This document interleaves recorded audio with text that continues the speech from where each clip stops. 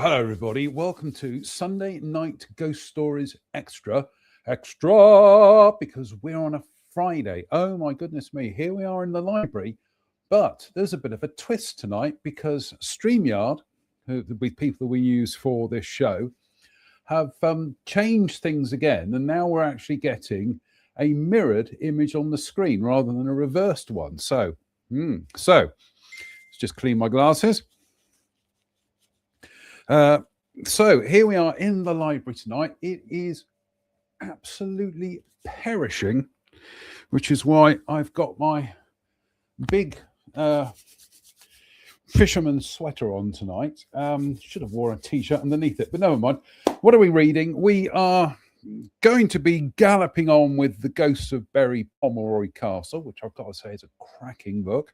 What are we drinking tonight? We are drinking, well, we're having some of our subscription beers. So the first one tonight is Beer Biotech, Hoppy Ale, Spring Pale Ale 3.4%. Just see if it says anything else on there. No, that's it. So there it is. Very nice graphics. So yes, that's all it has to say, really. So let's just pour the rest of that out. And I get the feeling we haven't even read a ghost story yet, and already we have a dead soldier. In fact, we have a very frothy glass here, but there we go. Not even started the show yet. Dead soldier and Run VT. Oh, it's jolly nice of you. Hello, dead soldier. Seen plenty of those in my time. Oh, and we will be washing it down tonight with the last of the single grain Scotch whiskey from Lidl. However, I have been downstairs and I've procured some of this from the kitchen, which is my homemade blackberry and sloe gin. So, and I also Gert hungry. Oh, I got some fan mail here. Let's just read the fan mail. There we go. Right. Let's crack on, shall we? Because like I say, we's Gert hungry tonight. So,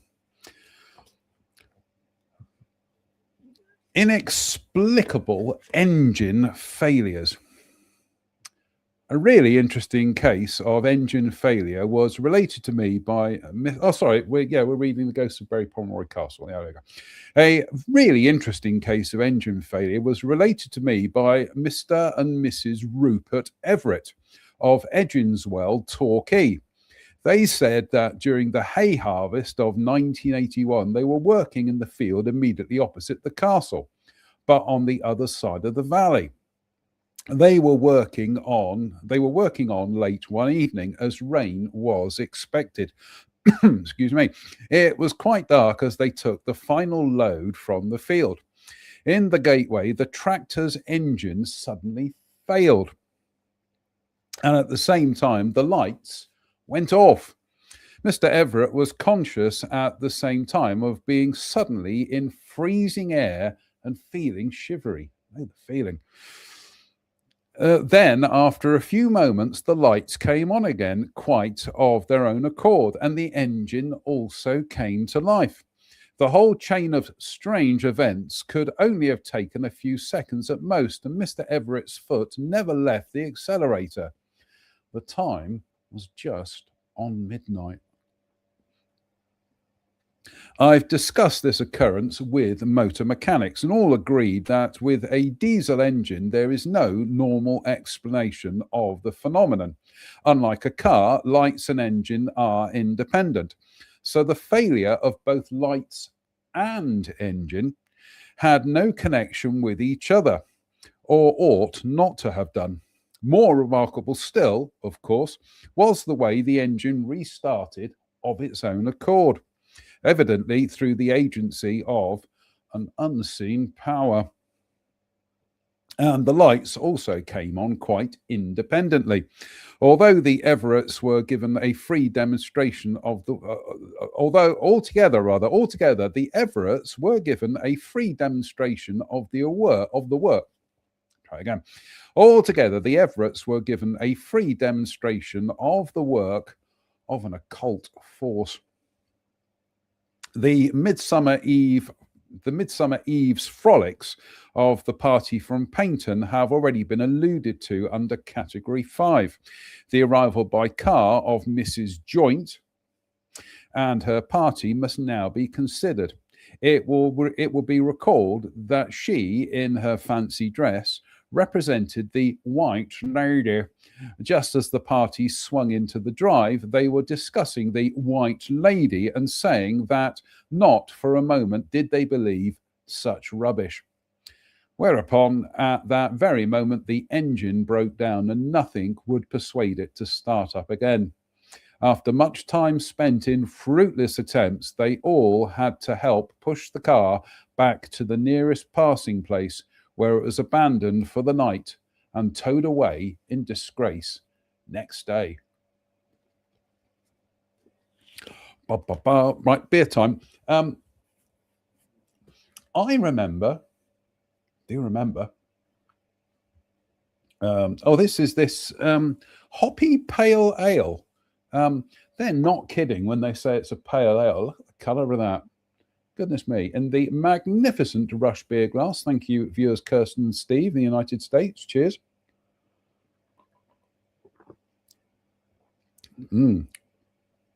Oh, my goodness me. That is hoppy. Slange. Going back a few years, checks notes, 28 years ago. That was the year I passed my driving test, and I used to drive around in my first Mini, the Red Menace, A315 TEU. And I met up that summer with my good friend Vicky, who I was at school with. And I said, do you fancy going to the cinema? Yes. What should we go and see? The X-Files movie. Yes, she said, I love the X-Files. So we went to Cineworld to go and see the X-Files film. Brilliant film. Really enjoyed it. And then driving back, got onto the Markham Road. And with that, my Mini died to death. And I had to coast into somebody's drive. I tried everything that I could to get it started. Not a sausage. Honestly, it was like something from an episode of the X-Files. So we had to walk up to the house where we'd broken down, knock on the door. Can we use your phone? Because neither of us had our mobile phones with us. And yeah, got a taxi back. And the next day I got a taxi back out there, went to the car, put the keys in the ignition, started up. Now, I will explain that the Red Menace, it turns out, did have a faulty alternator sometimes, and it just wouldn't. So as you were driving it, especially if you had the lights on and other things, you were draining the battery and it wouldn't be recharging. But overnight, it recharged. Anyway, of all the films to go and see and have your car break down and all the lights on it die, everything, literally like something from an episode of the X-Files. Anyway, let's crack on, shall we? Category 8, failure of lighting. Perhaps rather akin to the foregoing category are the cases of inexplicable failure of lighting. It seems at Bury that the same hostile power which can stop engines and cameras from working can also disrupt lighting. It has been mentioned in category 6 above how ITV cameramen came to the castle and were unable to photograph there owing to the jamming of their cameras. Their third night was no more successful because the floodlighting would not function. Although their batteries were new and had been thoroughly tested, nothing could be got out of them. Once more, the team had to abandon their project. The second and more recent case was the failure of the lights on Mr. Everett's tractor, which has just been discussed under 7 above. Or to the side.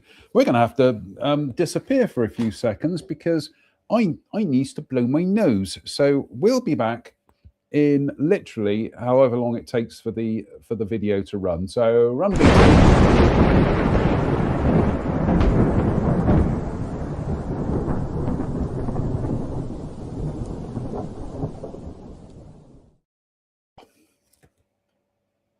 Oh, cheers me beers.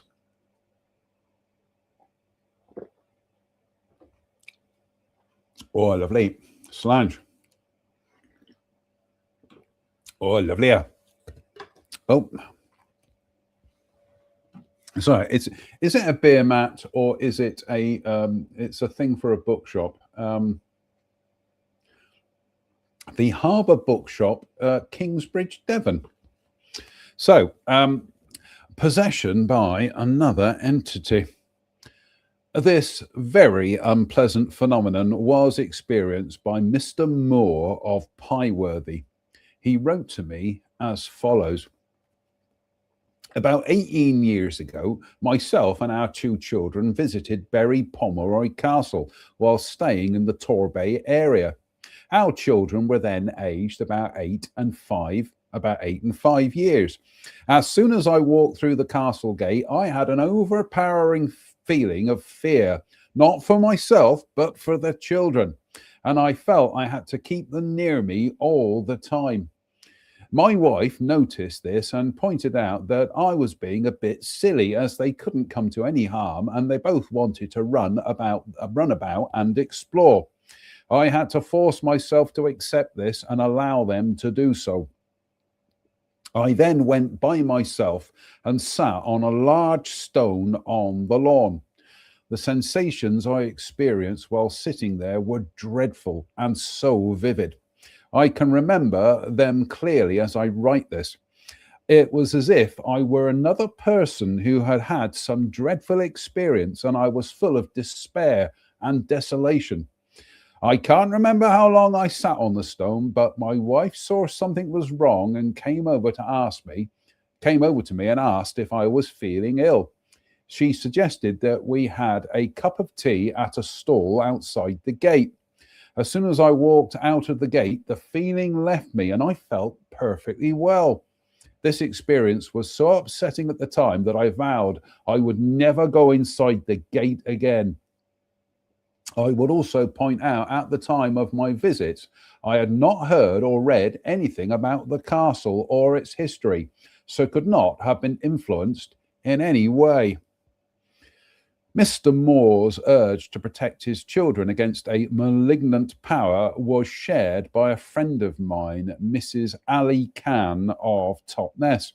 In fact, their experience might almost constitute yet another category. Mrs. Ali Khan related to me in 1985 how she had once visited the castle in the company of a young couple. Whilst they went to look at the ruins, she remained in the car to mind their baby. As soon as she was left alone, fear for the child's safety suddenly gripped her. She felt that she must protect it at all costs against an evil power. She was very relieved when the parents returned and they were able to drive away. Not until they were clear of the woods, however, did she feel at ease again. Oh my goodness me, I've got horrible tinnitus has suddenly kicked in. Oh, it's gone now. Cheers me beers.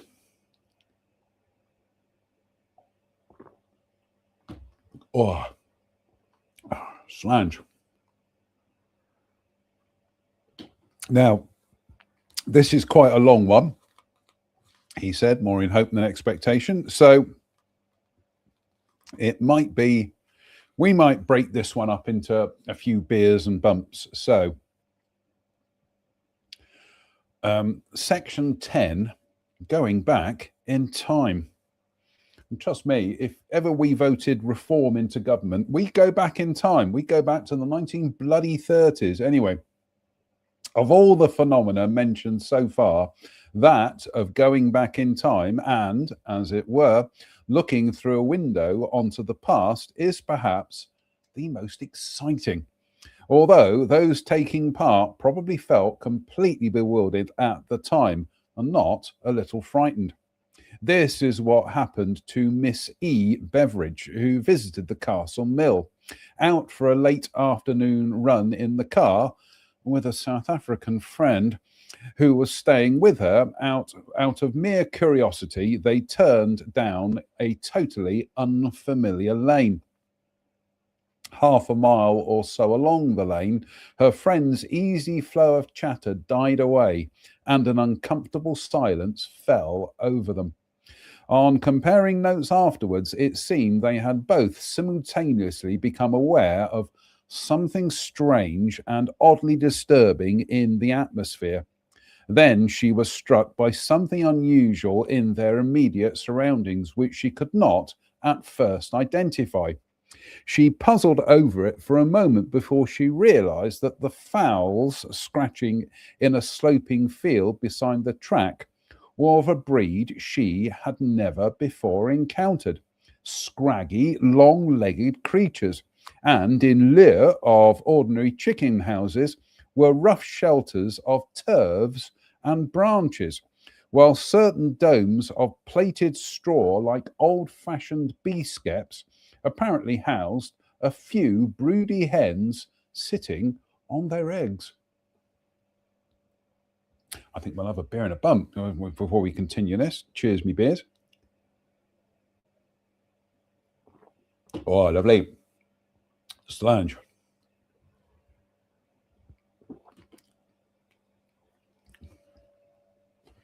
It was a perfect afternoon in May. No breath of air stirred. Sunlight lay warm and golden over everything. Conditions could hardly have been less sinister. And yet there was something very eerie in the atmosphere. The silence was profound, uncannily so, for the environs of a mill, even so remote as this. Suddenly they rounded a corner and found themselves in a tiny farmyard, the house to one side, some ramshackle sheds on the other, and before them a swiftly flowing stream. The mill house was small, low, and indescribably shabby, with small, deep-set windows overhung with ragged thatch. The only living creature, apart from some ducks dabbling on the edge of the water, was a little girl of 11 or 12 who was sitting on a low wall which partly enclosed the yard next to the pool or stream. Dirty and unkempt, with swarthy skin and coarse black hair which looked as if it had never known a brush or comb, and smouldering black eyes which were fixed on them with an unwinking stare of such intense malignity that they felt themselves more than ever intruders where they had no right to be. Her dress looked like nothing on earth, but a filthy sack with holes cut in it for head and arms, and a piece of rope loosely tied about the waist. She was drawn up so that the soles of her feet were pressed vertically against the wall. Without moving a muscle, she crouched there, glaring at them in deadly silence that could be felt. And here, there is the illustration of the malignant young lady. Goodness me, terrifying. I think we'll have a beer. What are we up to? 22 minutes. I think we will have a beer. Cheers, me beers.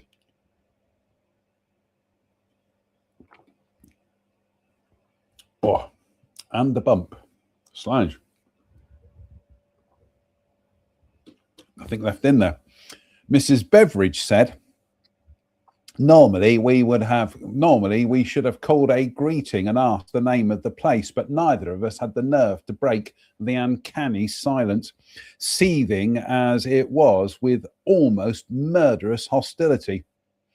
I don't like this, Hilda muttered, starting to reverse the car in a nervous haste, quite unlike her usual placidity. Let's get out of it as quick as we can. Somehow she managed to turn the car in the tiny yard, and we shot off down the way we had come. followed to the last by the glare of hatred which would have struck us dead if looks could kill. Neither of us spoke a word until we passed the point in the lane at which we had first fallen silent. Then we both drew a breath of relief.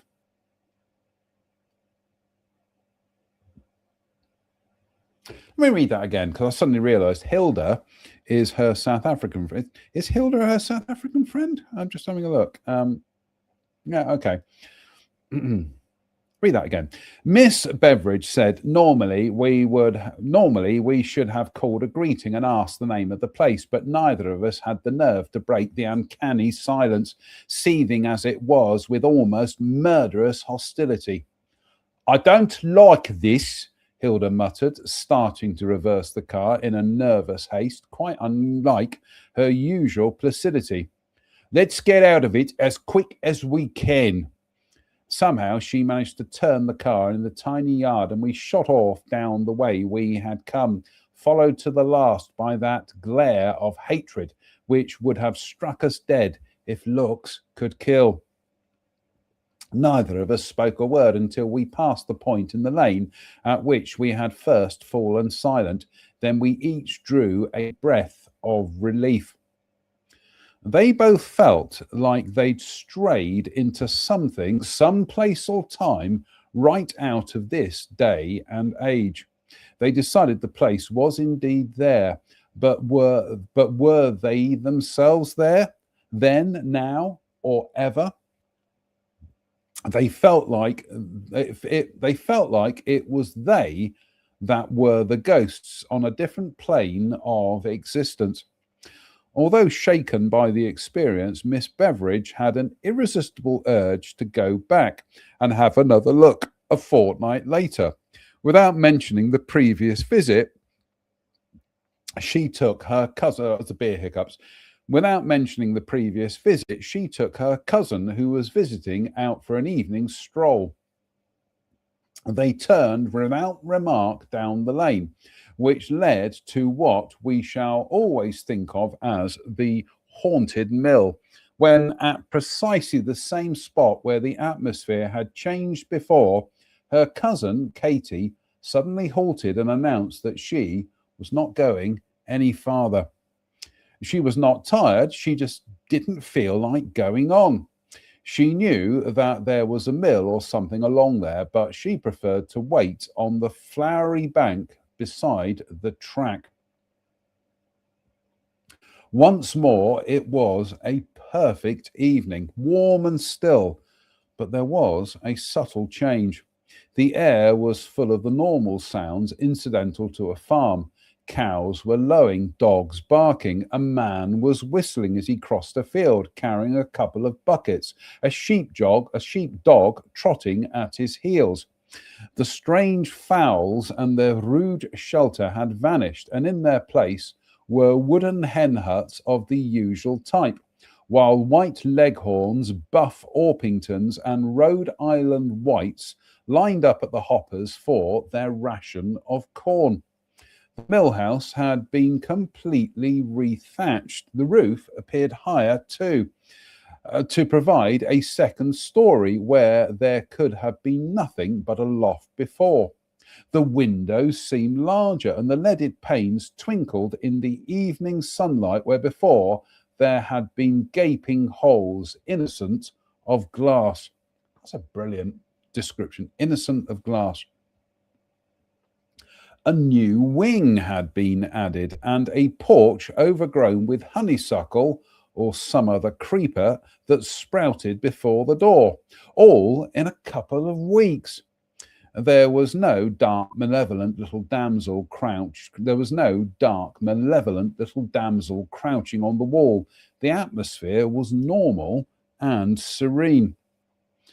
When she got back to where her cousin was sitting, Katie instantly scrambled to her feet with an expression of relief, exclaiming that she had a horrid feeling that she might never return. She had sensed something strange about the place and admitted to simply not having had the courage to go on. 27 minutes, goodness me. Slange me, Bart.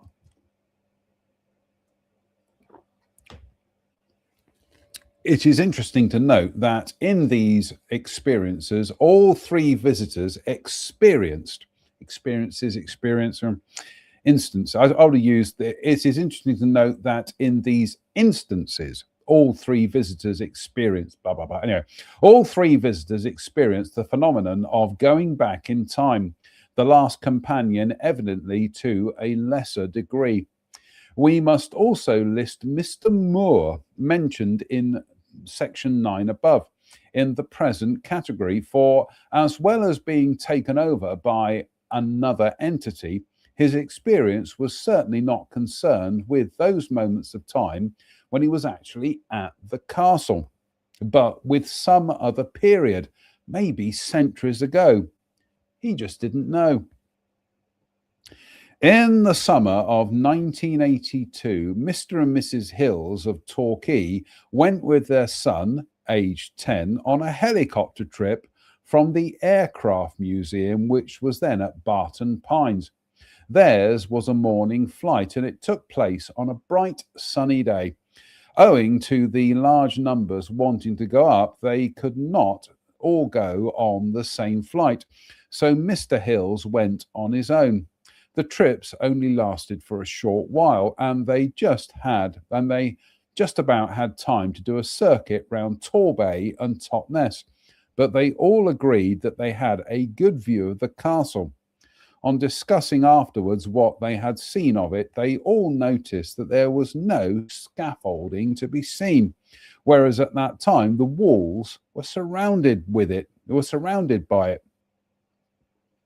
They had also seen turrets and pinnacles which have long since vanished, and also pitched roofs, which of course do not exist either.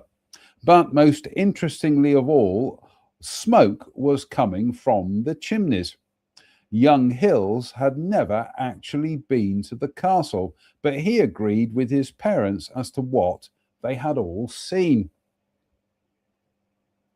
Later, they went to the castle to see if, by any chance, fires had been lit for some purpose or other, but this was not the case.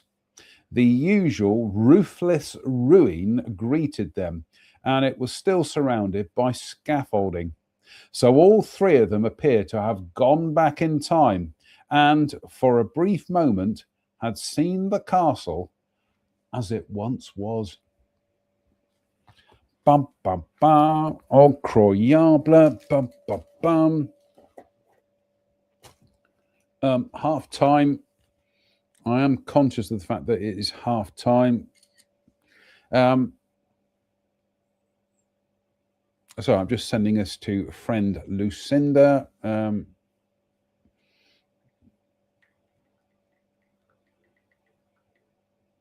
Right, half time. What to report? Not much, really. Not much. What can I say? Yesterday, I had a splendid lunch with my friend Tara, which was brilliant. But the last couple of days, it's been solid work. Went out and checked my bulbs today, which I planted at the weekend. They're already shooting up. It's incroyable. So I'm going to get, hopefully, fingers crossed, get the rest of my bulbs in at the weekend. So cheers, me beers.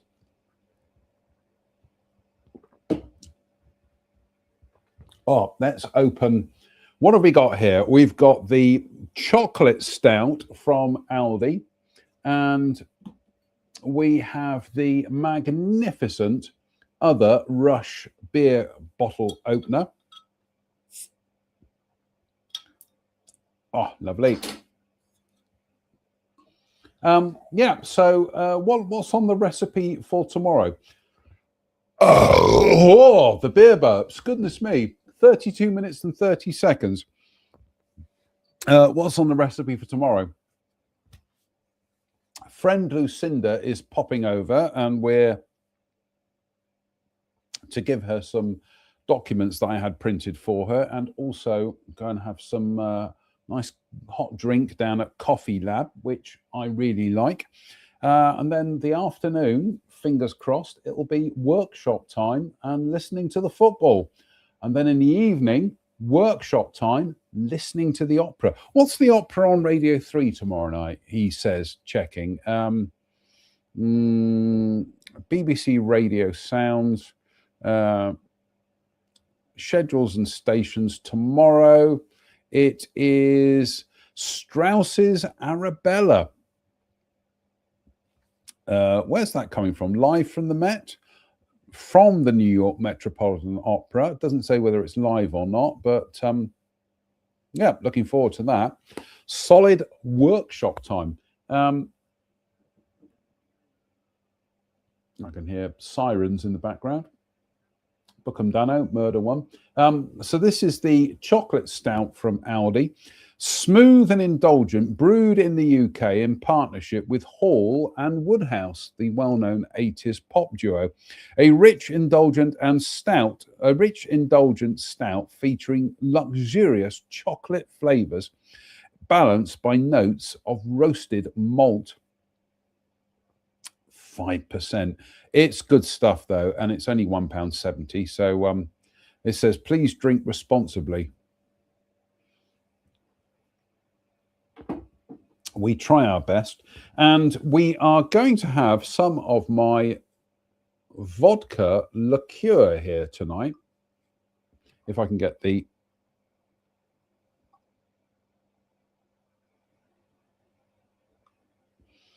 lid off. Oh my goodness me, that smells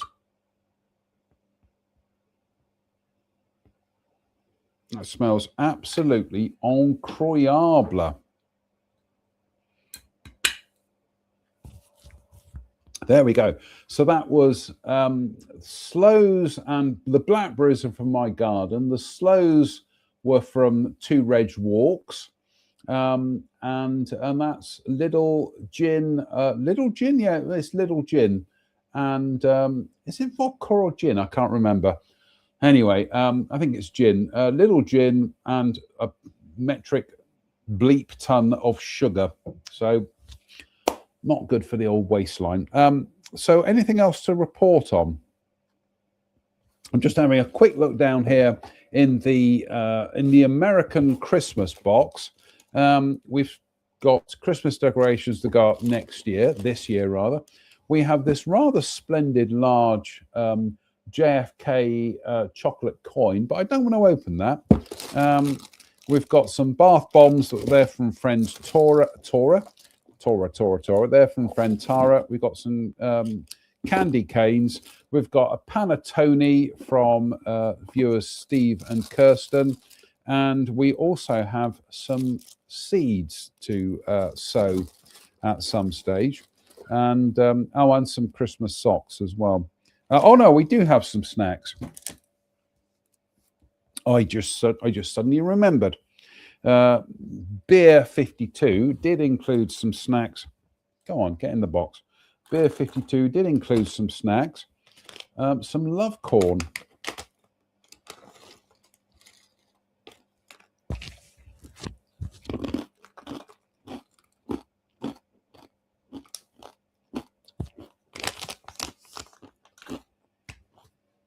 That's it. That's absolutely delicious.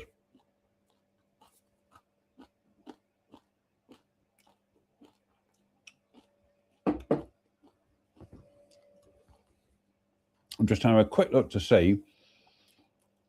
Football tomorrow.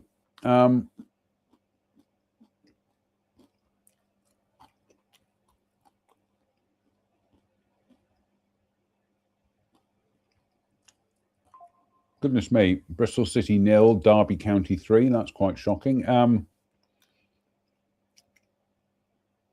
just having a look tomorrow. Oh, Liverpool playing Newcastle at 8 o'clock. So that'll probably be 2-1 to Newcastle. Brighton versus Everton. Leeds versus Arsenal. Oh, it's going to be a grudge match. Wolves versus Bournemouth. Chelsea versus West Ham. Liverpool versus Newcastle. And then on Sunday, Aston Villa versus Brentford. Manchester United versus Fulham. I fancy Fulham in that one. Nottingham Forest versus Crystal Palace, and Spurs versus Spurs versus Man City. I fancy Spurs, but anyway,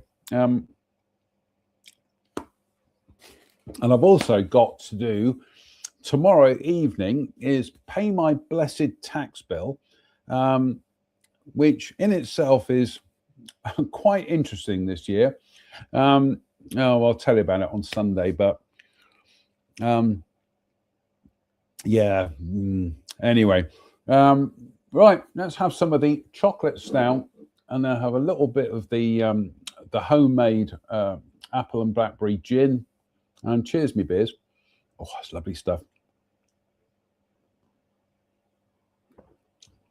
Oh, that is glorious. Right.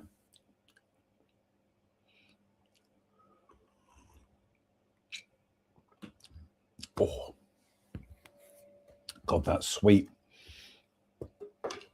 Right.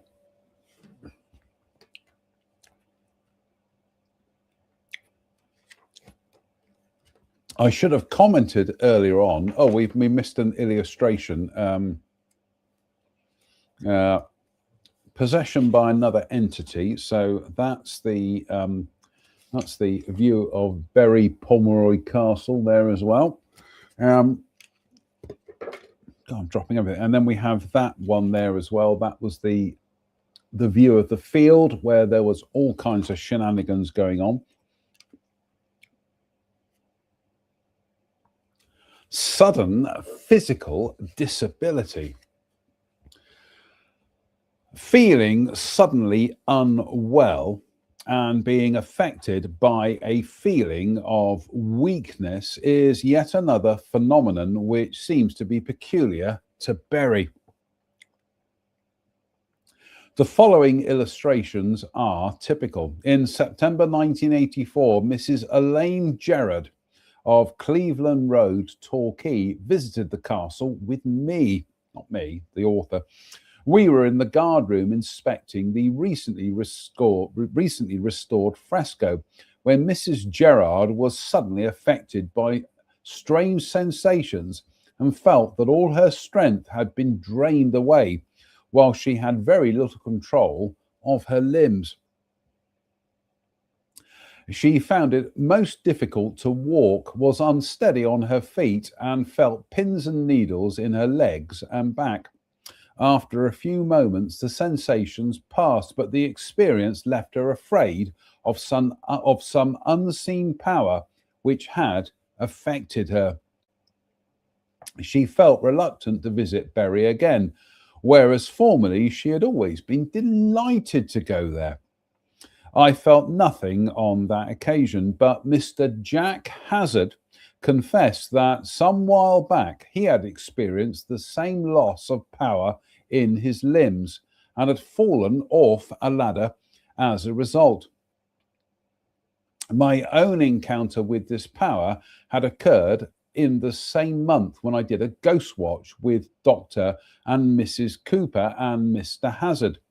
At about 1 a.m., just before going home, we decided to walk all round the ruins. Like Mrs. Gerard, as soon as we got on the move, I felt weak in the legs and quite light-headed. I dismissed the sensation at the time as being due to tiredness, but now I wonder whether I too was not subject to yet another occult power. Incroyable. Probably up to 42 minutes. We got a quarter of the show to go in theory. Cheers, me beers.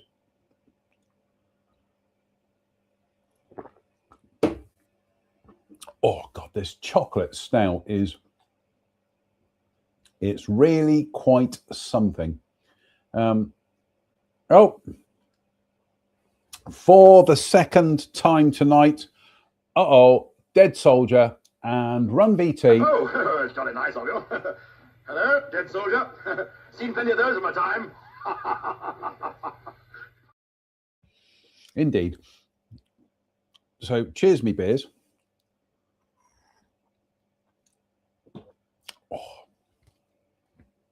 Oh, that homemade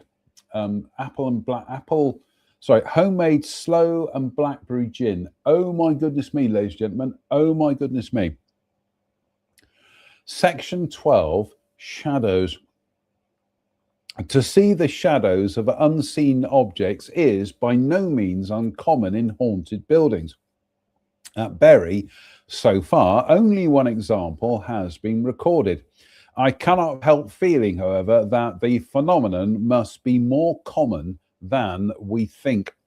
It is just not observed because visitors are busy concentrating their attention on the buildings and so may miss the shadows which make but momentary appearances. In 1981/82, Mr. Hazard and his workmate Bernie were in the old Great Hall of the Pomeroys. Just beyond the two service doors on the inner side, they both saw the shadow of a dog. It was about 2 feet in height. They both instinctively stooped to touch it, then suddenly realized that it had no substance and was but a shadow. It was there only for a second or two and then vanished. Oh my goodness me. I's girt starving at the moment. Anyway, cheers me beers.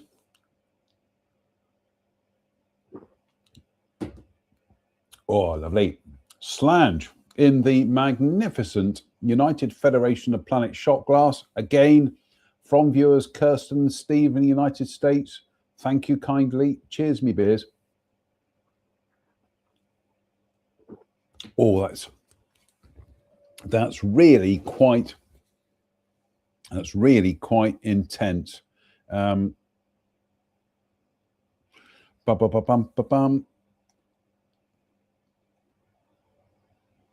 right.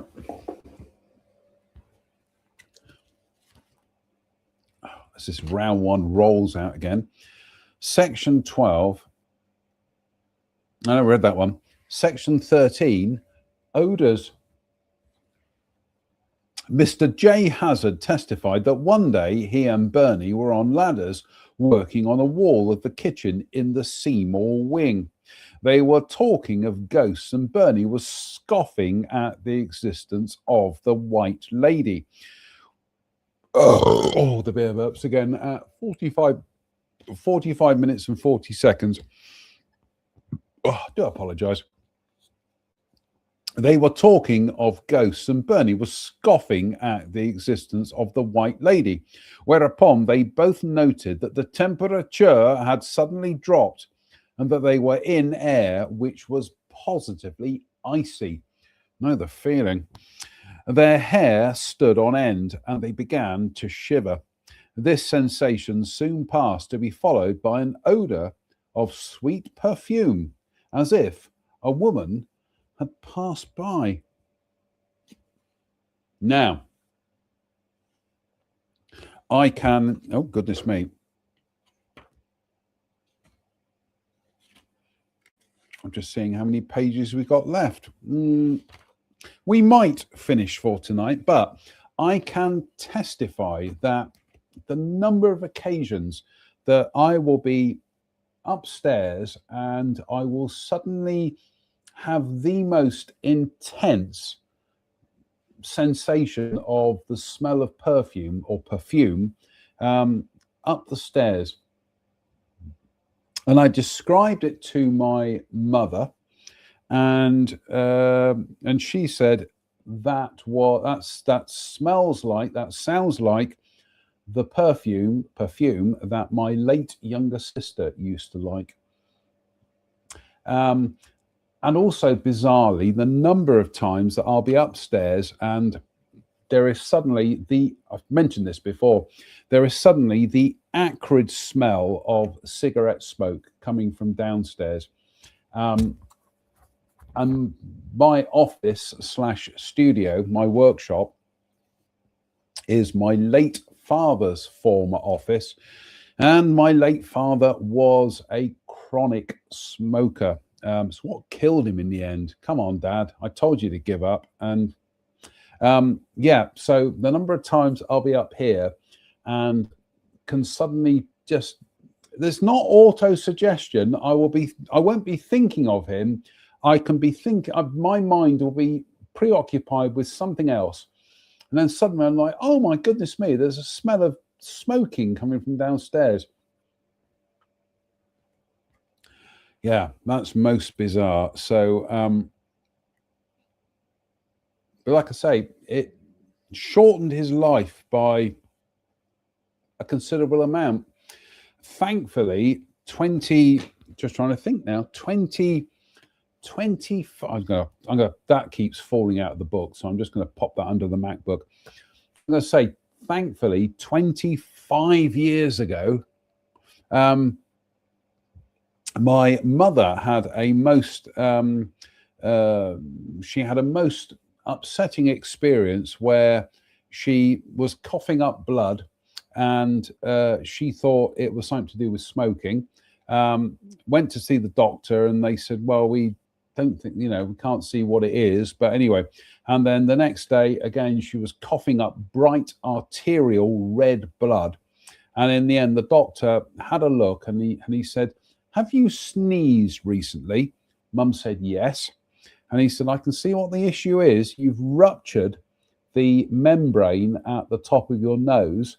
And what is happening is, before it clots, that blood is entering into your esophagus and into your mouth and everything. And that's what it is. It frightened her to the point she gave up smoking instantly. And I can remember I drove her to Southmead in the old Red Menace, and just that horrible wait, as she'd had x-rays and everything done, and waiting for them to come back and say, yes, unfortunately, we have detected a shadow on your lung. Nope, it was the membrane in her. Yeah, that's what happened. She had this. We went to Southmead, they couldn't find anything, and then the next day it carried on happening. Then the doctor had a look up her nose and said, you've ruptured a membrane at the top of your nose. But it frightened my mum so much that she gave up smoking that day. Alas, my father, he didn't, and it's what killed him in the end. So, and any of my friends, I've got friends out there who do smoke, give it up, for goodness sake. Right, beer and a bump time. What are we up to? 50 minutes, right. We might try and finish this book off tonight. I'm just having a look. We'll see what we can do. Cheers, me beers. Oh, slange.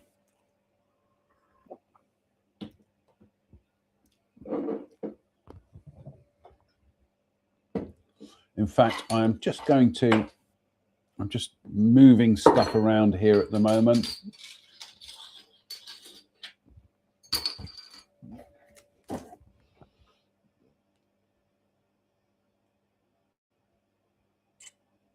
Perfect. Let's just adjust.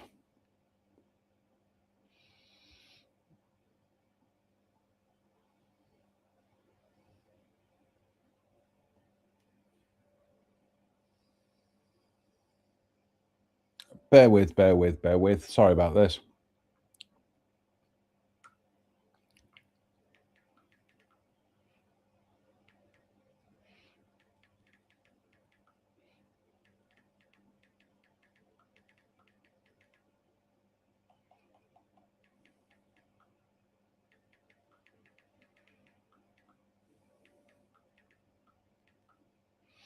Bear with, folks. Bear with. Right, let's crack on, shall we? Because we do need to crack on, because I'm hungry. So, section 14, an outward going power. Lastly, it must be recorded that there is apparently a strong outward going power which emanates from the castle. This varies considerably, for it may be that one becomes possessed by the building itself and the desire to visit it on every possible occasion, or it may be that one feels the urge to do something in connection with the castle. In one extreme case, it has resulted in someone living at a distance writing a lyric about the castle which she had never seen and of whose existence she was quite unaware. One day, quite out of the blue, I had a tape sent to me by Miss Rebecca Ramsden, of whom I had never even heard. She told me that a few years ago she had written a lyric which was quite out of her usual style of writing. The music, strangely, was medieval in conception and style, whilst the words were sad and melancholy. But all became clear one day, not a lot long after, when she and her parents visited Berry Pomeroy Castle for the first time. As soon as she saw it, she realized that this was the place which had inspired the lyric, although at the time she wrote it, she had never even heard of the castle. A further surprise was in store, for when she read my book, she found that the words fitted the legend of the two sisters, portraying the grief of the one who had imprisoned the other, thereby causing her death. Cynthia being the jealous Lady Eleanor, said to have starved her twin sister to death in St. Margaret's Tower. The words of Rebecca Ramsden's lyrics are Cynthia's twin. Winter is passing, spring will soon be here. The children will play in the meadows without fear. From a splendid sky the larks will sing for the death of Cynthia's beautiful twin. Her favourite roses scatter the ground. The ring that he gave her will never be found. And the beautiful twin who will not recover lies in the arms of her loving mother. Cynthia dreams in her dangerous sleep. The arms of the dead caress her to keep. The flaxen hair, the eyes that stare, are the eyes of Cynthia's beautiful twin. Give me the ring that he gave me to wear. So am I wed in my eternal sleep. Your jealous fingers bruise my skin. Do you not love your beautiful twin? Chorus. Sitting in crushed taffeta, so beautiful but sad, Cynthia then says, I am so at rest, soon we will be together forever. Very good. So is this the case? So in this case, the power which seems to emanate from the castle inspired someone to write both words and music which somehow belonged to Berry and its occult atmosphere. This would seem to be yet another case of the castle's occult power actually reaching someone far away. Here one can pause and compare this phenomenon with the one already related, which concerned the inexplicable damaging of the film which was being processed in London. In my own case, I can testify to being completely taken over by the castle's influence after my very first visit when a little boy of 8. I simply could not get it out of my mind. Scarcely a day went by without my thinking of it. I don't think for the next 50 years that I ever got the place out of my system, but it all seemed to end by my writing the book Berry Pomeroy Castle. Having in that way done something, as it were, for the castle, I felt no longer possessed by its spell, although I must admit that it does not take much to revive another flash of interest. The present little book, for instance.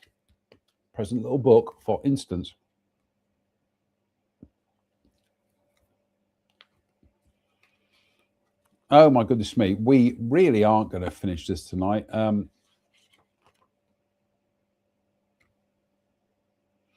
I think we are.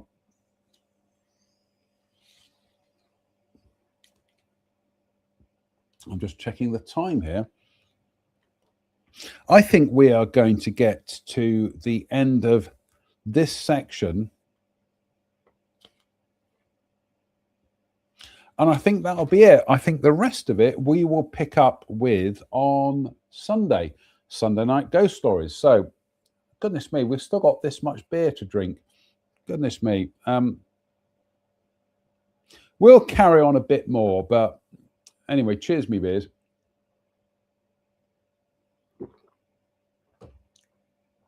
Oh, slange.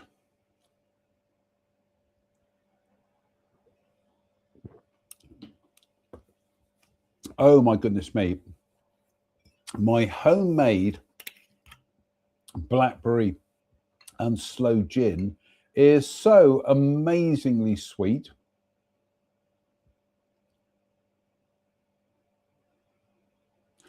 Oh my goodness me, folks. For the third time tonight, we are going to have to run the VT.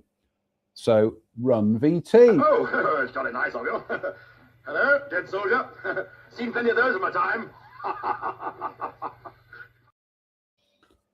Oh, the beer burps. Right, do apologise. This spell is felt by many. It is all the more odd when you consider how insignificant this building is among the castles of England. It is neither stately nor majestic and has never had any strategic importance. Its size is negligible, and yet it has this incomprehensible power to enthrall.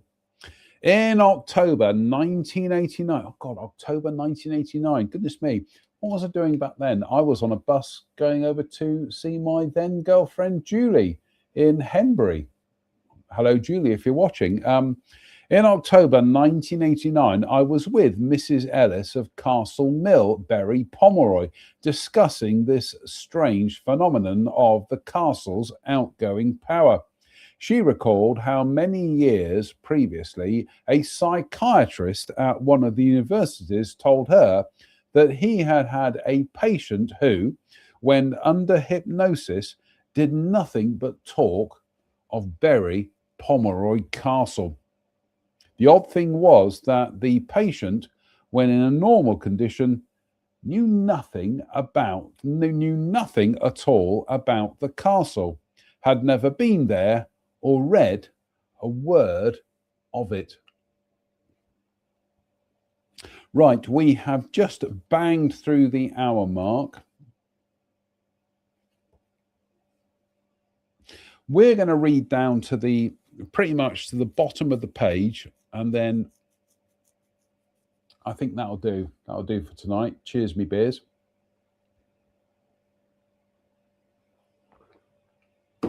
Oh, what are we up to? Just gone 9 o'clock. Cheers.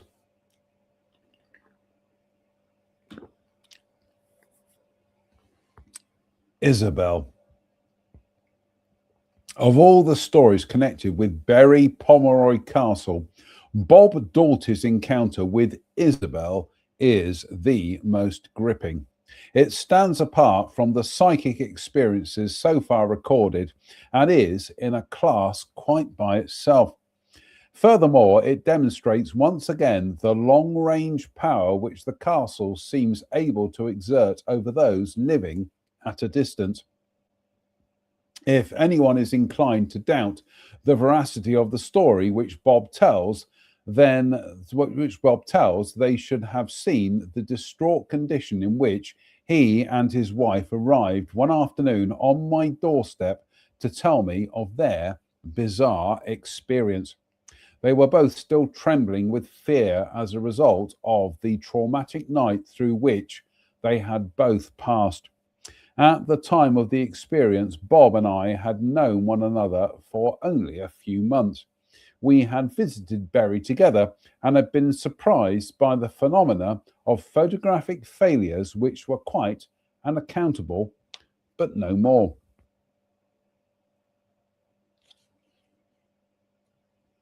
Just having a look to see. I'm just checking to see whether we can finish this off tonight.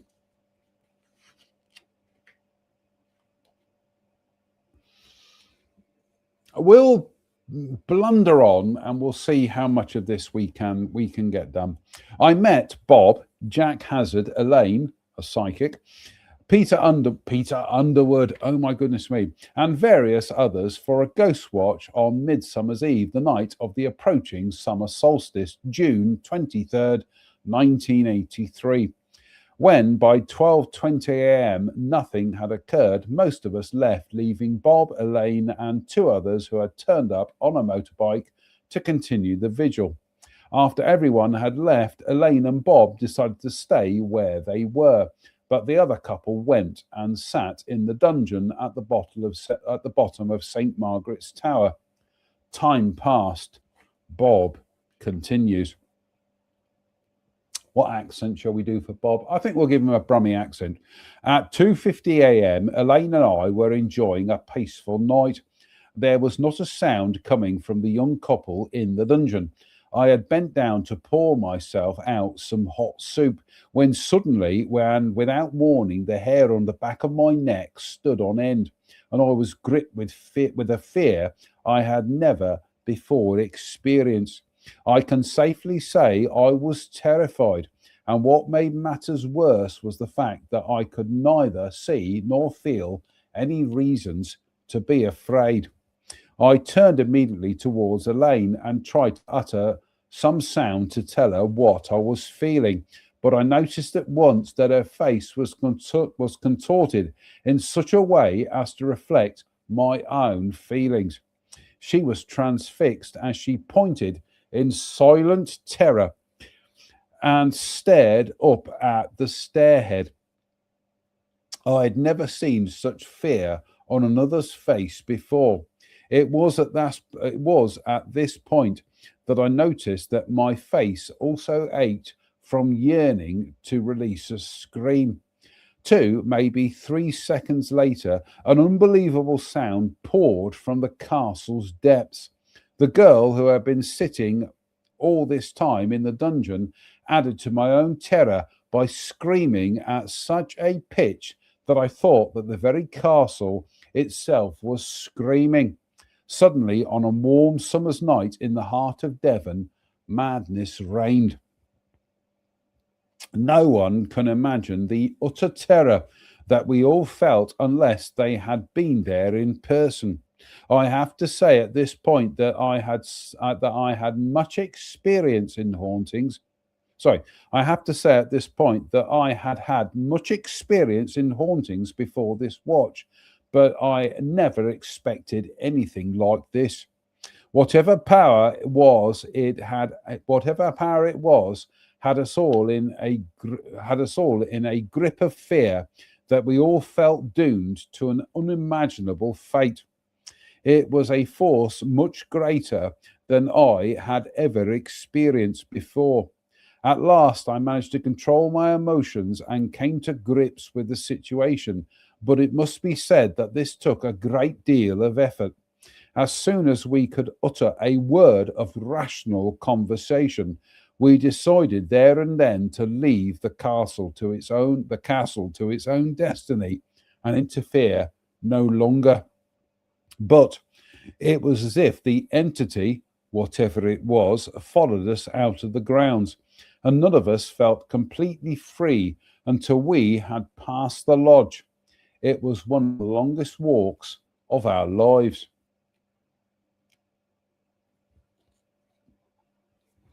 Now, I think we will bang on. Let's get this done, shall we? It was not until 3 days had elapsed that Elaine could bring herself to describe what she saw.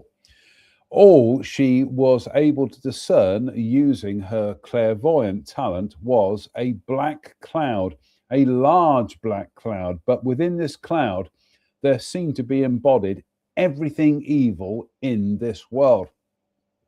Everything evil in this world. So the Tories and reform, there's the thing. She decided that never again would she so much as pass by the castle, let alone enter it. But Bob was not satisfied. Following this night, he sat within the castle's walls on another 17 occasions. Following this night, he sat within the castle's walls on another 17 occasions in all, 11 through the night and 6 through the day. But there was no repetition of the events of the night of June the 23rd, which is just past the summer solstice. Sorry, folks, I am mindful of the fact that I is so hungry, I am going to tuck into this panettone, which isn't going to do my Slimming World stats much good. But I is so hungry. What do you do on Friday night? I tuned in to watch Sunday Night Ghost Stories, but instead I watched the confused man from Dudley tucking into a panettone, or a pantone.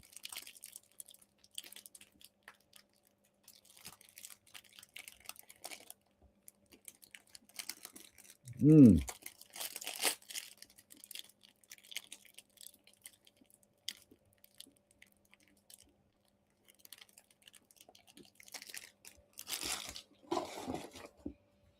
Mm.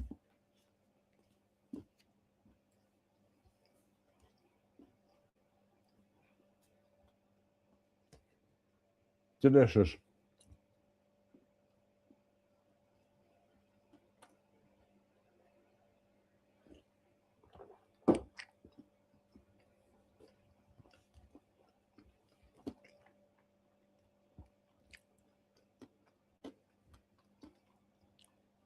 Since no further events took place at Bury, he decided that this would be a good time to take a close look at a tool that has been used since prehistoric times, Ouija boards.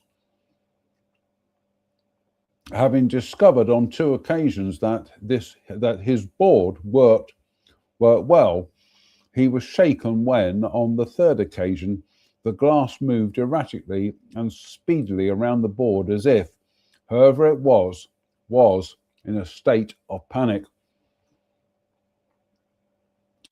After some moments, he ordered it to stop and give a name. The glass slowed down momentarily to spell Isabel. Elaine, who was also present, suddenly put her hand to her mouth. As she did so, the glass began to move swiftly, covering the whole board in what seemed to be an uncontrollable manner. With a shocked expression, she asked whether it was the same person she had felt at Bury Pomeroy. As the question was asked, the glass stopped moving for a moment and then, in answer, sped round the board, coming to a dead stop on the word yes. This was followed by more speeding around the board in such a way as to make them all panic a little. The room that night was absolutely electric. Trying to reason to the rising panic, Bob posed the question, "How old are you?" and received the answer, 9. A few moments later, Elaine screamed. She took her finger off the glass and was visibly shocked. When asked what the matter was, she replied, "I've just seen her. She's horrible. She's horrible. I just saw her head poking out of the top of the table. I couldn't see her body, just her head. She was looking at me and grinning. She's horrible. I'm not staying here."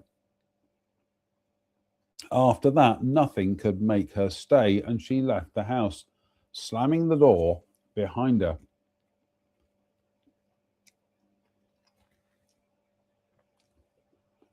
Sorry, folks, we're just going to finish off the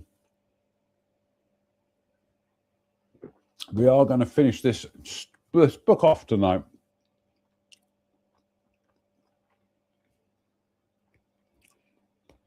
As they put the board away, Bob's wife, decided that she too would call it a day and she retired for the night. Some of their friends had left, leaving himself and two others who could not face going out into the night.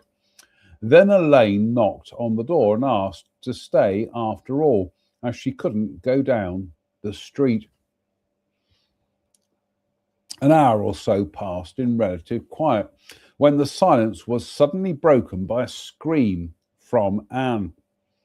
Bob rushed upstairs, not knowing what he expected to see, but he certainly did not expect to see Anne huddled in a ball and buried under the quilt.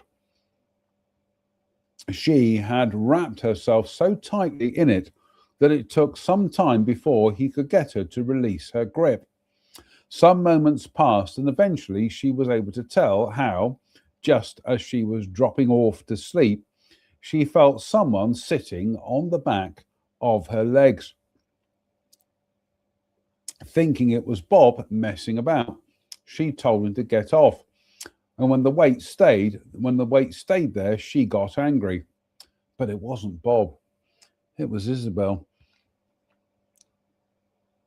Anne said, "She was sitting on my legs, and when she turned to look at me and met my eyes, she grinned at me, a really evil grin. Her eyes looked dead, and that grin, there was no humor in it, and I knew she wanted to harm me. She wanted to harm everyone in the house in any way she could. She's evil." So clearly, the Reform MP for the area.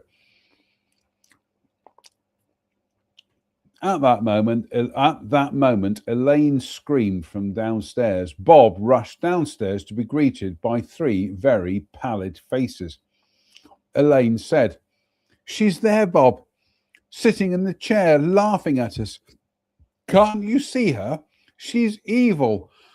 Look at her." Bob looked, but could see nothing at all. Elaine continued, "She's still sitting there, and she's laughing at you now." He plucked up courage and sat in the chair that Isabel was sitting in to face three very frightened people indeed.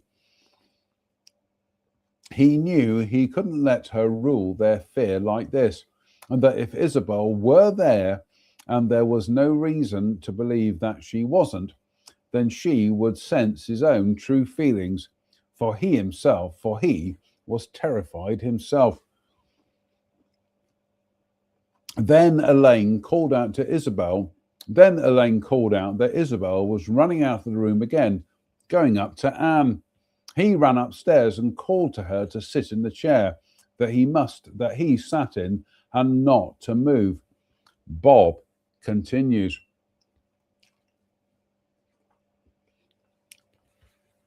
Oh my goodness me, this is epic, but cheers me, really.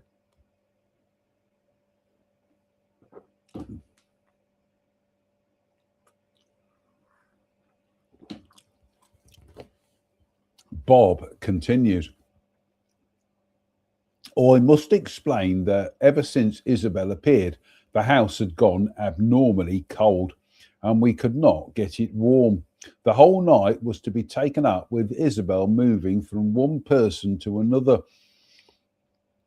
She had a thoroughly good time frightening us until we were all in a state of exhaustion. But with the cool dawn, there appeared to be a respite. It was as if the daylight and the warmth of the sun had chased her away. Our friends felt able to leave her and go home to bed. Later in the afternoon, just as we were thinking it was all over, Isabel returned with a vengeance. Elaine, who lived only 4 doors away, dashed up to our house and told us that Isabel had been rushing up and tapping her on the neck. She had stood as much of it as she could. Isabel had followed her to our house, and there she was back again with us all. This time I could feel her myself. Apparently, she must have been very strong to allow herself to be felt by a non-psychic like myself. I had not known what fear was until I felt that first touch, for want of a better word. Apparently, both Anne and Elaine had my full sympathy, since neither had any protection against this monstrous little girl. For the following 3 days, things were very much the same as the previous one. The nights were terrifying and the days not much better. We were at our wits' end. I telephoned the friends who had been with us on the first night, but none had been bothered by Isabel again. We all thought that it would never end, and sorely wished that we had never been to Berry Pomeroy. Finally, on the third night, I had a very strange dream. Suffice it to say that on waking, I knew that I had Isabel beaten. I knew that she could not possibly bother me again, and knowing this made me be able to convince both Anne and Elaine to fear her no longer. In a very short time, I related my dream to them both and its meaning to me, and convinced them too. That night, Bob brought out the Ouija board again, knowing that Isabella would talk.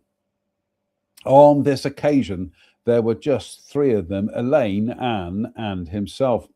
The glass did not move at his first 3 attempts at trying to make contact, but the 4th attempt brought Isabel to the board. He told her he was no longer frightened of her. She was just a little girl, that it wasn't her they disliked, but the frightening things she did.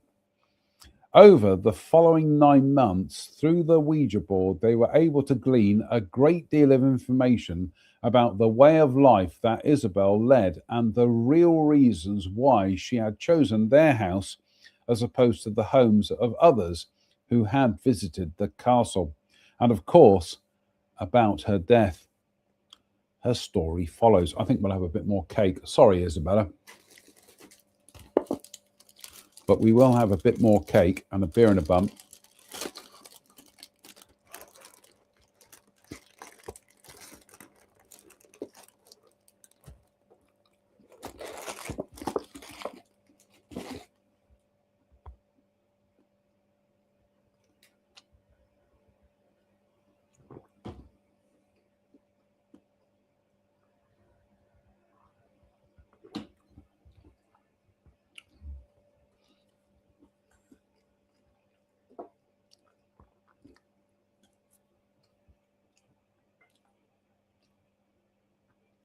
Oops. Overfilled the glass. Whoops-a-daisy.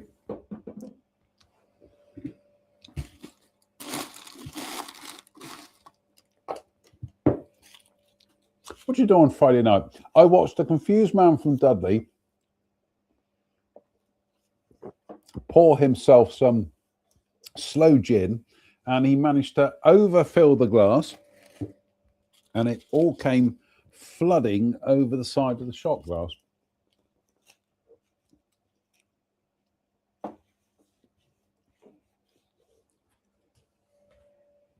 What are we up to? 1 hour and 21 minutes. Yeah, let's crack on.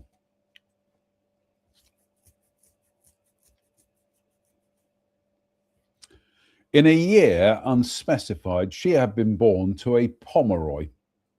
Isabel knew him only as sire.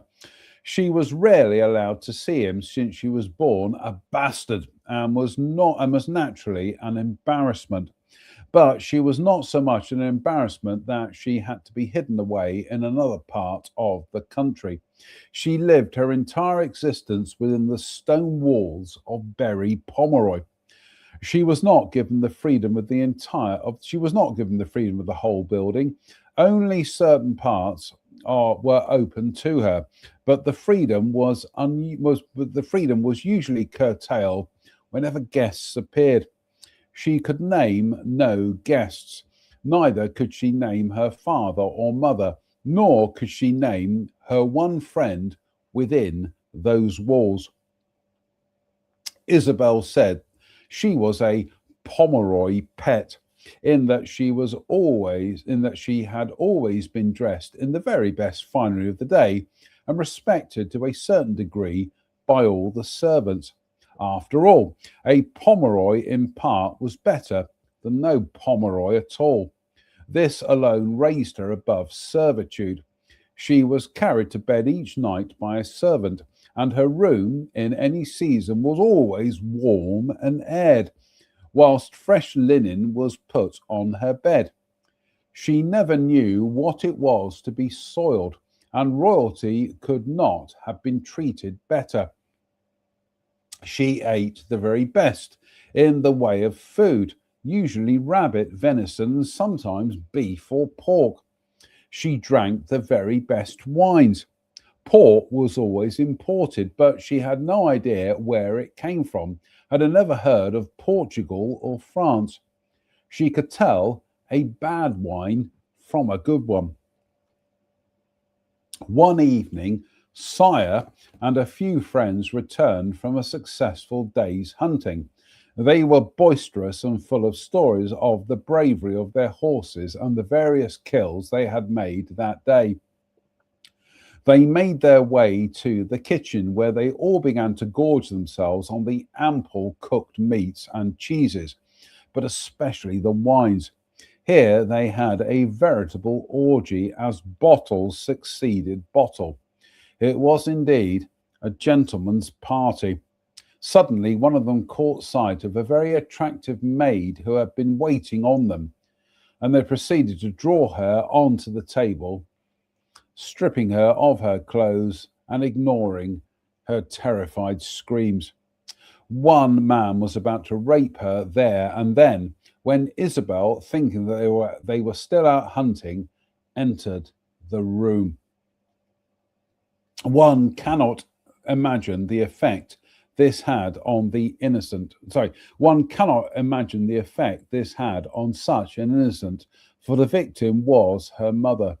She was surrounded by drunks who were laughing and egging one another on, but all Isabel could hear were the screams of her terrified mother. Instantly, with no thought for herself, she ran into the center of her terrified mother. She ran into the center of the group and tugged as hard as she could on her mother's arm, trying to free her from a terror which she herself could not understand. Sire and his friends did not notice at first what this girl was doing, nor the tears which streamed down her face, nor could they have known the damage done to her soul, her mind, and heart. One of the men, not seen by Isabel before, merely glanced at the girl, then took a swipe at her, sending her flying off her feet. She landed headfirst on the stone floor and died instantly. She died whilst trying to save her mother. She did not know at first that she was dead. All she knew as she regained her feet was that she had to try again. She made her way to the center of the group once more. It seemed much easier than before, and she made another attempt to pull her mother's arm. But something was wrong, very wrong. Her hands kept going through her mother's hands and body. Trying to ignore her initial confusion, she made many attempts, but all to no avail. That day, a 9-year-old girl saw her mother raped repeatedly in an indescribable manner, while slowly it dawned on this intelligent girl that she herself had been killed. She was dead.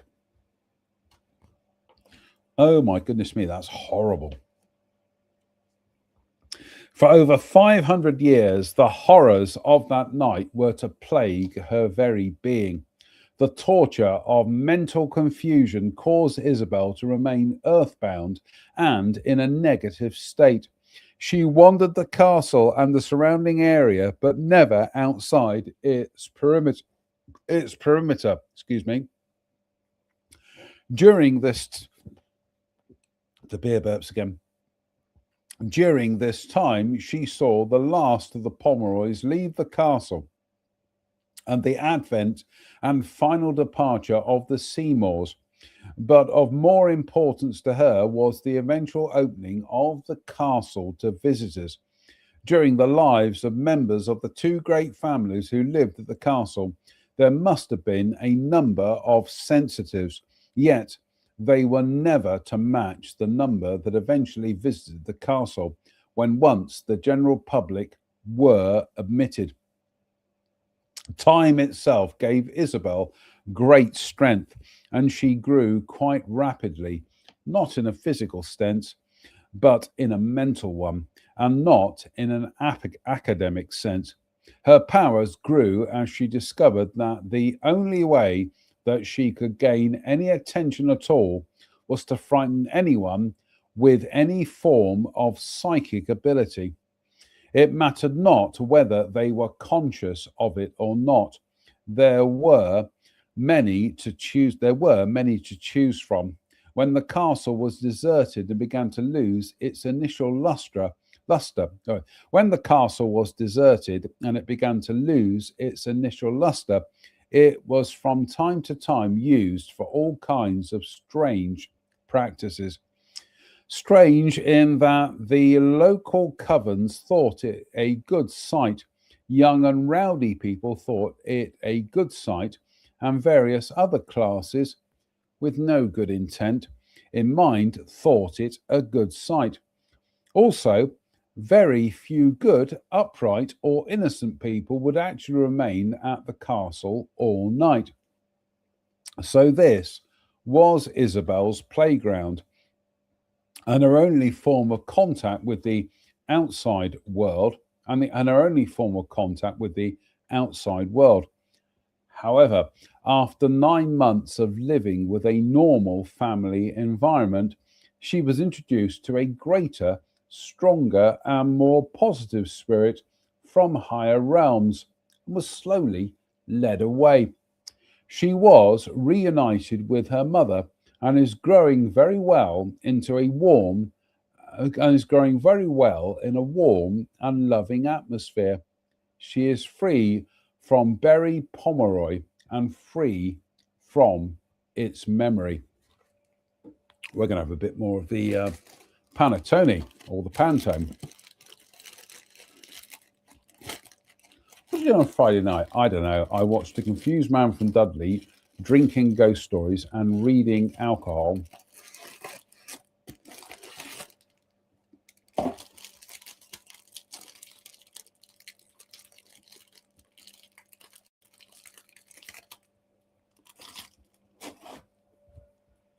Not long now, folks.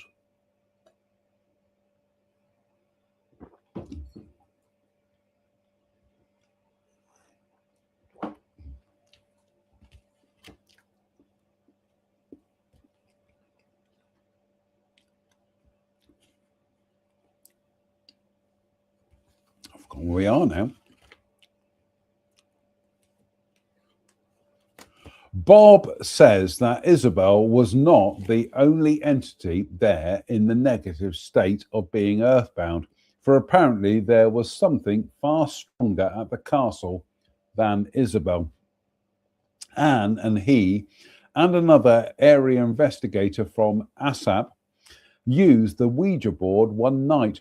They spoke to an entity who reported to be the White Lady, but he could not repeat her narrative as her language was among the foulest he had ever heard.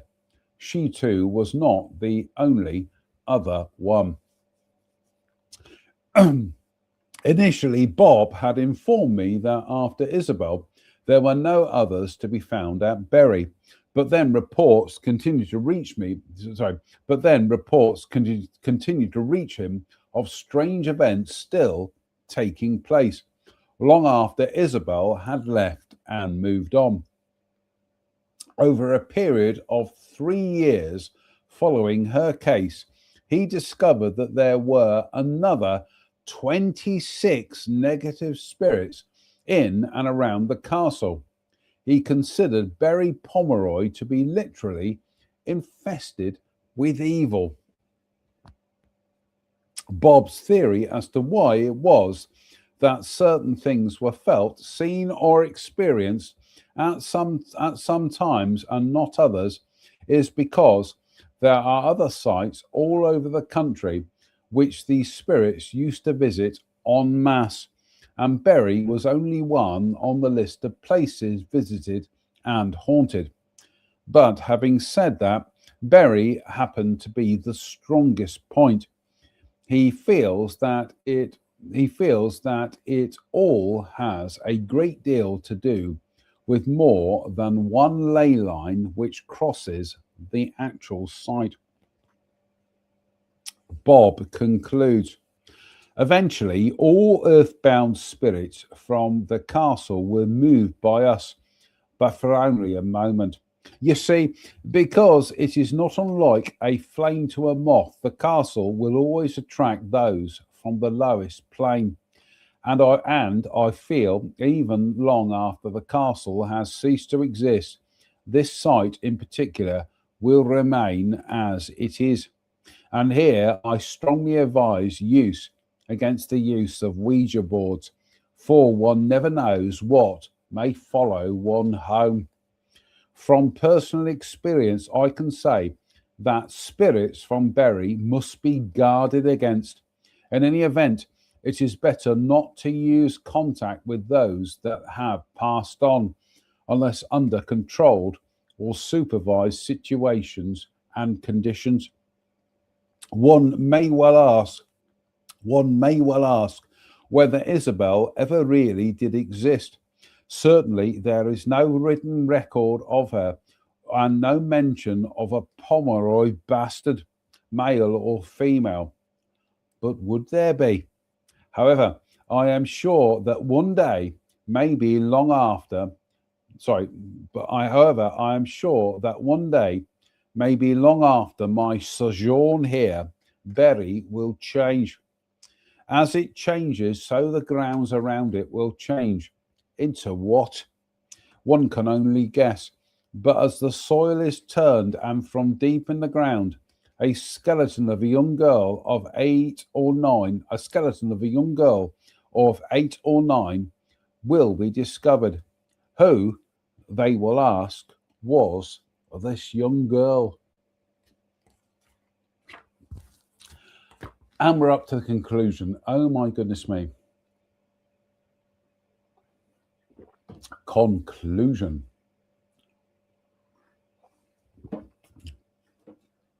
I'm going to have a bit more.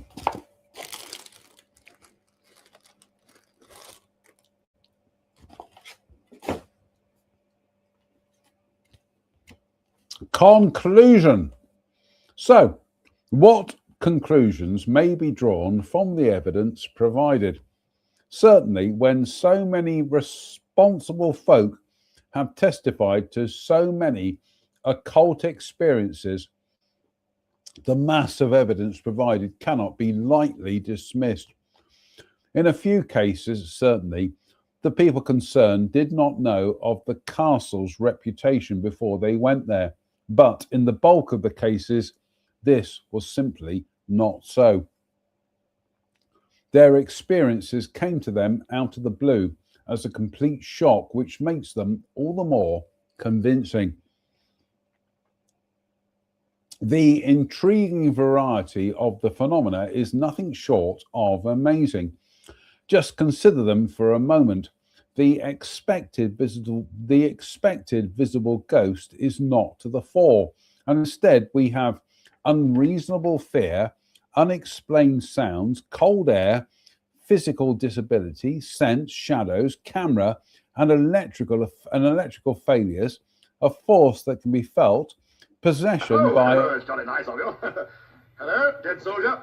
Seen plenty of those in my time. Sorry, folks.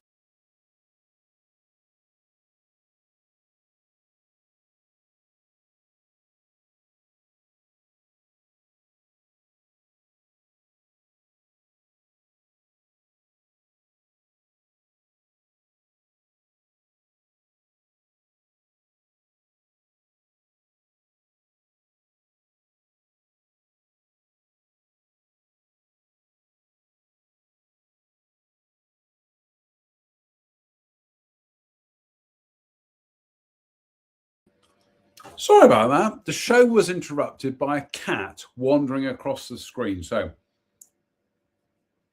the intriguing variety of the phenomena is nothing short of amazing. Just consider them for a moment. The unexpected unexpected visible ghost is not to the fore, and instead we have unreasonable fear, unexplained sounds, cold air, physical disability, sense, shadows, camera, and electrical failures, a force that can be felt, possession by another entity, seeing back in time and going back as well. Most curious of all is the long range power which grips certain people and causes them to react, even at distance. Of the beer burps again. Lastly, and in a case, it's a case by itself, comes the story of Isabel and her manifestation 4 or 5 miles away from the castle. Derp, we're in the middle of a broadcast.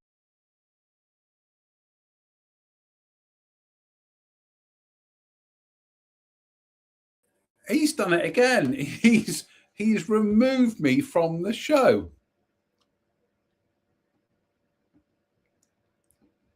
Goodness me. Come on, look, get off. You're going to come down here. Right. It is a mixed bag. He is a mixed bag. Indeed. And one wonders whether there is another haunted spot anywhere which has produced such a variety of psychic experiences. A question which always puzzled me is this: are the ghosts at the castle putting on a show now at this very moment just for the sheer joie de vivre, as it were? Is the White Lady pacing up and down the steeds over the dreaded abyss? Or must there always be people present to trigger off the phenomena? Phenomena. If so, then it would appear an outgoing power from ourselves which produces psychic activities, rather like striking a match. Psychic people, particularly mediums, would seem to have the best chance of seeing and feeling things which are paranormal. Yet, in many of the stories in the book, it is sometimes the skeptic who has the interesting experience. It has been noted that it has been noted that a ghost watch at night consisting of 2 or 3 kindred spirits may result in a peaceful occasion.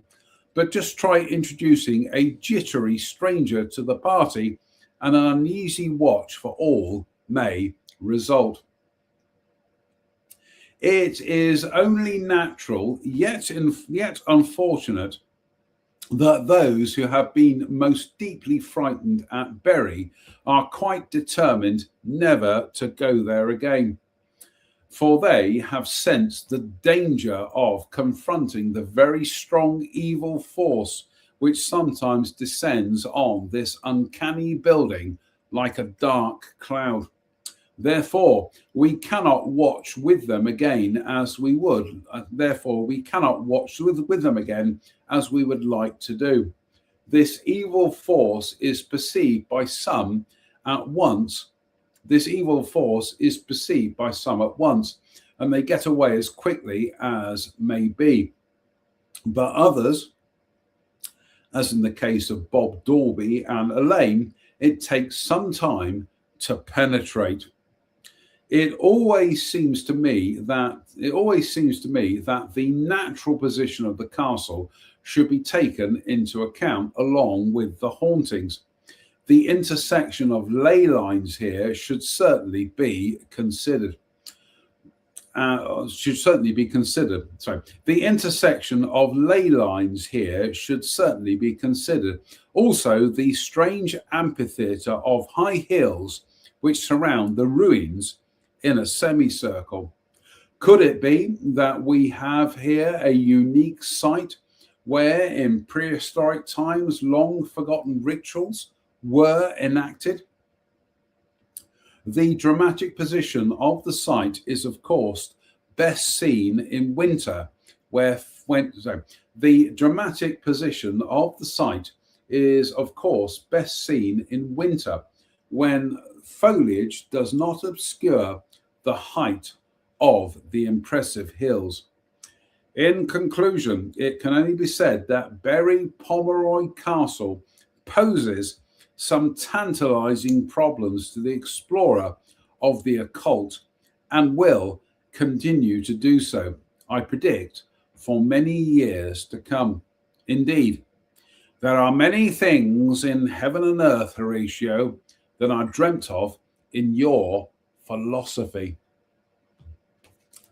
Just have a quick look at the illustration. No, that's it. That's the last one from this one tonight, Derbs. Oh, this is impossible to do. A ghost story with a full bladder and a cat perched on your lap. But that's it. I think on Sunday we'll be back with Scottish ghost stories. Cheers, me beers. Oh, lovely. Slange. Delicious. Right. That's it for tonight. Fingers crossed. We'll be back for brace yourselves. There he is. Brace yourselves for Sunday night ghost stories on a Sunday, as nature intended. But until then, it behoves me to say thank you for watching. Why not? What else are you going to do on a Friday night than watch a confused man from Dudley drink ghost stories and read alcohol? So until then, thank you for watching. Until then, thank you for watching. Stay safe, stay out of trouble, and please don't have nightmares. Good night.